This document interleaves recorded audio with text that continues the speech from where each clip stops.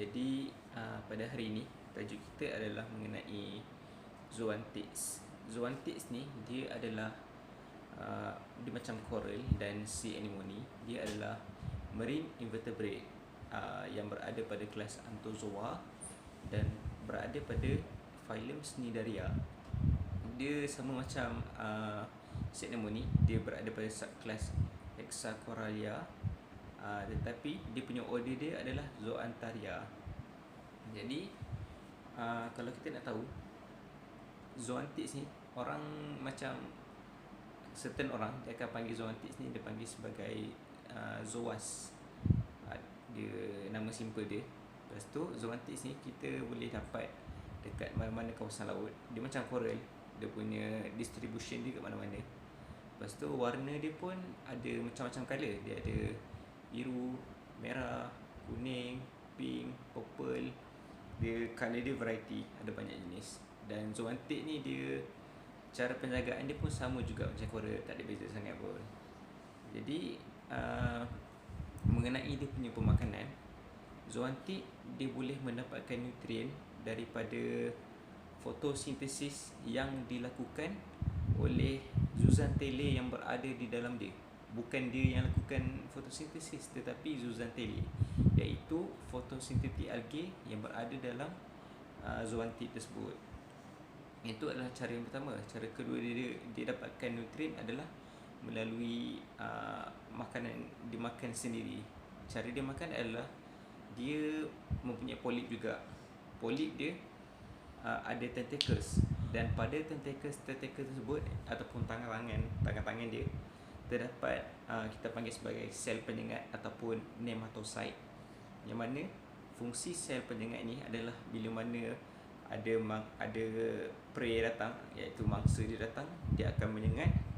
Lepas tu dia menangkap dan bawa makanan tersebut ke dalam mulut dia. Itulah cara kedua. Jadi dia dapatkan nutrien melalui pemakanan dia sendiri dan juga fotosintetik algae yang melakukan proses fotosintesis. Tapi walaupun dia boleh dapatkan nutrien melalui fotosintesis, andai kata kalau dia tak makan pun tak boleh juga. Dia macam kita punya nutrien pula pelbagai, bukannya bergantung kepada satu jenis nutrien saja. Sama juga macam zoanthid ni, sebab dia pun benda hidup, dia perlukan nutrien yang pelbagai untuk dia membesar. Lepas tu zoanthid ni, ada beberapa jenis zoanthid, dia mempunyai macam toksin yang sangat kuat. Toksin yang mereka ada adalah palytoxin. Palytoxin ni dia merupakan antara substance ataupun bisa yang sangat kuat. Kalau kena tu macam fatal lah dia punya kesan dia tu. Lepas tu ada yang cakap macam kalau kita tengah uruskan zoanthid ni, tiba-tiba dia punya toksin dia terkena mata kita, dia dua je, sama ada permanent buta selama-lamanya ataupun buta yang sementara. Jadi macam bisa dia sangat bahaya. Dan bahaya juga kalau kita tengah nak handle zoanthid tu tapi kat tangan kita ada luka. Jadi toksin tu boleh masuk ke dalam kita punya salur darah dan efek dia sangatlah teruk. Itulah sebesikit mengenai zoanthid. Seterusnya saya akan terangkan ataupun saya akan sebut mengenai 10 jenis zoanthid yang orang kenal ataupun yang saya tertarik nak sebut lah. Yang pertama adalah eagle eyes. Bahasa Melayu dia mata helang. Dia terdapat pada kawasan Indo-Pasifik dan membesar di California. Cara untuk menjaga dia, iaitu care level dia easy, senang je nak jaga. Water flow yang dia memerlukan adalah moderate saja, tak perlu nak kuat sangat. Water condition dia perlulah 75 hingga 80 degree Celsius, hingga 80 Fahrenheit. pH 8.1 hingga 8.4. Dia punya buffer dia ataupun DKH dia perlulah 8 hingga 9.5 DKH. Lepas tu dia punya sifat agresif dia adalah semi agresif. Maknanya dia bukanlah jenis yang terlalu agresif yang boleh serang sampai boleh bunuh-bunuh semua Korea sebelah-sebelah dia. Dia sedang-sedang, biasa-biasa. Lepas tu lighting requirement dia low to moderate, iaitu PAR dia 100 hingga 250. PAR ni apa? PAR dia adalah photosynthetic active radiation. Senang cerita dia macam wavelength cahaya tu lah, dia punya wavelength dia. Okay, tu untuk eagle eyes. Kita masuk untuk zoanthid ataupun soft coral yang kedua, iaitu orange bambang. Dia terdapat pada kawasan Indo-Pasifik. Dia punya cara menjaga dia mudah, easy. Dia punya water flow dia moderate, tak perlu kuat sangat. Water condition dia 75 hingga 80 degree Fahrenheit. pH dia 81 hingga 8.4. Dia punya DKH dia ialah 8 hingga 9.5 DKH. Aggressiveness dia semi-aggressive macam yang atas tadi. Dia normal lah, dia boleh defend diri dia. Lighting requirement dia low to moderate, sama juga. PAR dia 100 hingga 250. Yang ketiga adalah Blue Hornet. Dia terdapat di kawasan Indo-Pasifik dan membesar di California. Cara menjaga dia senang, easy. Water flow dia moderate. Water condition dia 75 hingga 80 degree Fahrenheit. pH dia 8.1 hingga 8.4. Dan dia punya DKH dia 8 hingga 9.5 DKH. Aggressiveness ialah semi-aggressive, sama juga, dia boleh defend diri dia. Lighting requirement dia adalah low to moderate, iaitu PAR 100 hingga 250. Blue Hornet ni macam bagi saya antara yang cantik juga. Bentuk dia tak banyak colour, tapi dia bentuk dia nampak kontra. Cair, pekat sikit, pekat. Lepas tu dia belum masuk warna hijau sikit, dia macam masuk colour dia. Yang keempat adalah, ni nama dia pelik sikit, iaitu WWC AOI. Dia terdapat di kawasan Indo-Pasifik, membesar di California. Dia punya care level dia, cara menjaga dia senang, tapi dekat dalam SPS tank. SPS ni apa? SPS adalah small polyp scleractinian ataupun small polyp stony, iaitu hard coral, dalam kawasan hard coral yang small polyp. Lepas tu water flow dia moderate to high. Water condition 75 hingga 80 degree Fahrenheit, sama juga. pH dia 8.1 hingga 8.4. DKH dia 8 hingga 9.5. Aggressiveness dia adalah peaceful, dia tenang, dia bukan macam lain. Yang antara 10 ni dia sajalah yang sifat dia peaceful, bukannya suka menyerang kora-kora sebelah, sifat dia. Dan dia punya water flow pun dia moderate ke high, berbeza. Kalau yang lain dia moderate water flow dia, kalau yang ni dia moderate to high. Lighting requirement dia moderate to high, dia lebih sikit daripada yang lain-lain ni, iaitu PAR dia 350 hinggalah 500. Yang kelima adalah pink zipper. Ini pun cantik juga. Dia combination antara macam colour aqua, colour pink dan colour purple. Dia terdapat di kawasan Indo-Pasifik, membesar di California.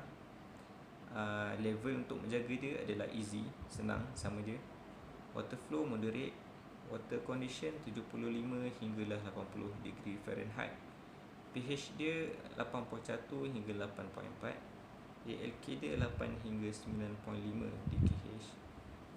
Aggressiveness adalah semi-aggressive.